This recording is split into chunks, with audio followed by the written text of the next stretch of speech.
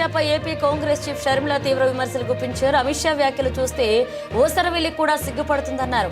YCP 5 ఏళ్ల పాలన ఒక విపత్తు అని అమిత్ షా అన్నారని, 5 ఏళ్ల పాటు విధ్వంసం జరుగుతుంటే ఢిల్లీలో కూర్చుని వేడుక చూశారా అని ప్రశ్నించారు.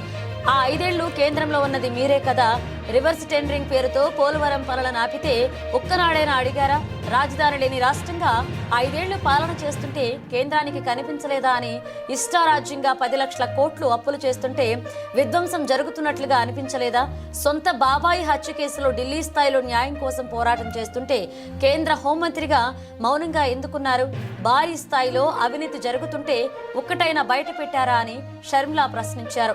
5 ఏళ్ల పాటు జగన్ మీకు దత్తపుత్రుడు ఆడించినట్లుగా ఆడే తోలుబొమ్మ, పార్లమెంట్లో మీ బిల్లులకు మద్దతు పలికే రబ్బర్ స్టాంపు, రాష్ట్రంలో సహజ వనరులను మోదానికి దోచిపెట్టే ఏజెంట్ అని షర్మిల దుయ్యబడ్డారు. మీ ఇష్టారాజ్యంగా 5 ఏళ్లు వైసీపీని వాడుకుని రాష్ట్ర సంపదను దోచుకుని ఇప్పుడు విధ్వంసం జరిగిందని ముసలి కన్నీరు కార్చితే నమ్మి అమాయకులు రాష్ట్ర ప్రజలు కాదు అన్నారు షర్మిల. 2019-24 మధ్య జరిగిన విధ్వంసంలో కర్త జగన్ అయితే కర్మ క్రియ బీజేపీ ప్రభుత్వమే అని షర్మిల చెప్పారు.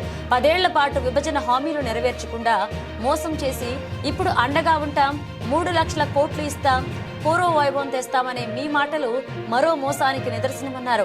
మీ వ్యాఖ్యలకు మీరు కట్టుబడి ఉంటే, మీకు దమ్ముంటే గత 5 ఏళ్ల వైసీపీ పాలనపై వెంటనే కేంద్ర దర్యాప్తు సంస్థలతో విచారణ జరిపించాలని డిమాండ్ చేశారు.